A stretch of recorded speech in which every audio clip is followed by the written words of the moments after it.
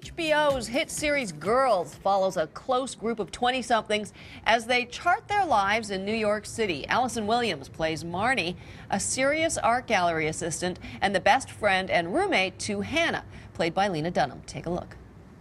Then people would definitely write about the party. I think they still are. They still are. What is wrong with her? I like her. She doesn't indulge the negativity. I mean, did you hear her on Fresh Air? The first part, I fell asleep. Isn't that, That's Paul Goldman, my old writing teacher. yeah, you were obsessed with him. I wasn't obsessed with him. You were obsessed with him. He was an amazing teacher.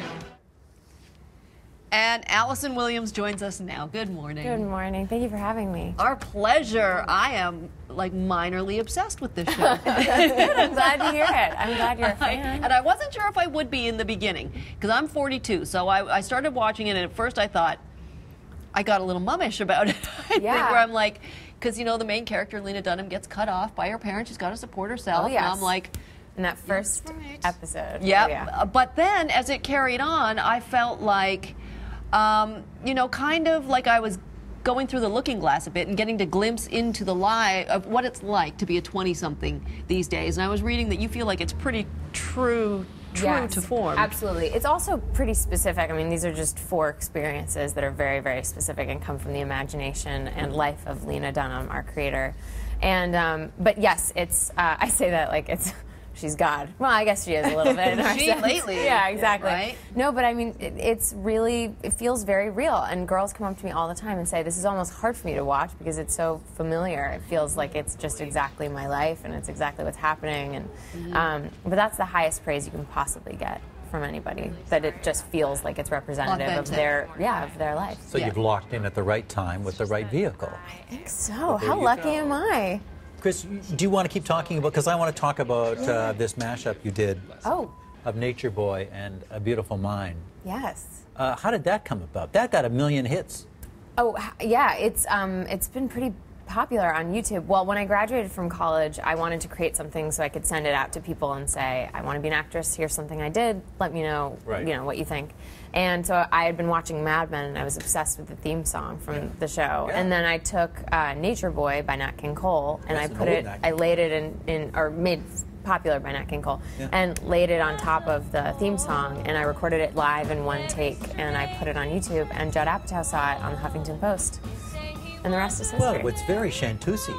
Oh, yes. Well, it was supposed to fit in the whole sort of vibe of that culture, you know, and almost like Ed Sullivan kind of set and stuff like that, in that style. Yeah. Oh, It's so interesting because you were part of a comedy troupe, you sing, you act. When they were casting you for this role, did they have to, were they looking for somebody who, first of all, like spoke in that same voice and that same tone as Lena Dunham? Like, were you somebody that she would have been friends with? I like to think so, yeah. I certainly wanted to be friends with her from afar, but yes, I think there is a cadence to the way she writes, but I think it's very natural for a lot of us. I think it's not hard. It's not sort of like you have to memorize where the pauses are and stuff like that. It's very naturalistic, and if something ever gets stuck and has trouble coming out of your mouth, she always gives you the option of changing it around, unless it's like a very crucial line, and then you have to say it verbatim.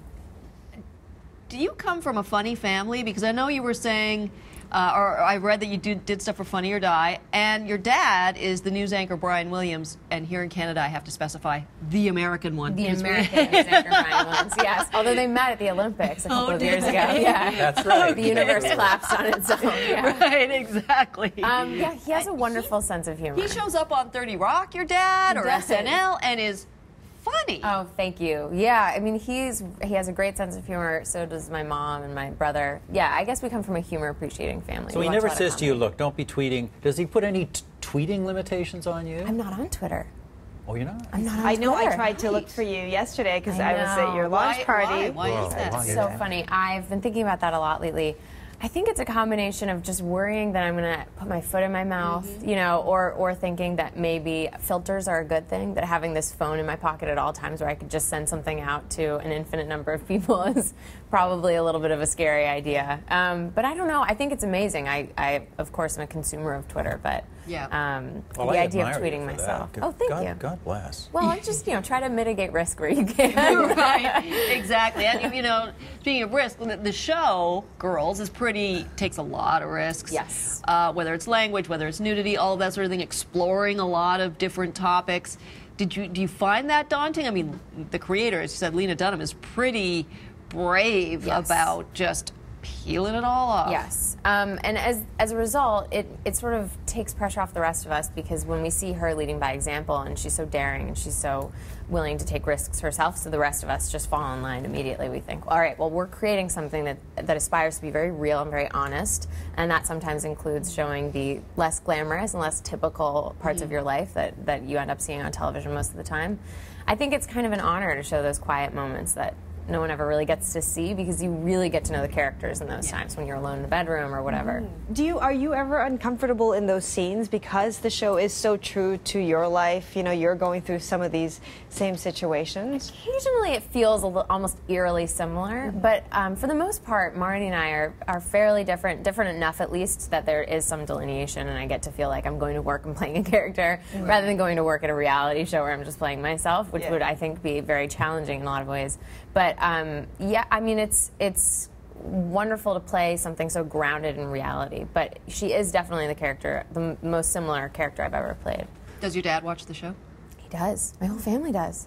My grandparents watch the show. Wow. With all their friends. I know. I just saw all of them at my grandfather's 90th birthday party, and none of them blushed. None of them were weird about it. Really? They're very Wow, cool. I'm not even going to tell you why they should have blushed, but I know, I you wasn't gonna bring it up either. can find out for yourself on the Season 1 collection DVD of Girls, which I honestly is just a blast to watch. And I've got it marked down somewhere that it's starting again in January. 13th.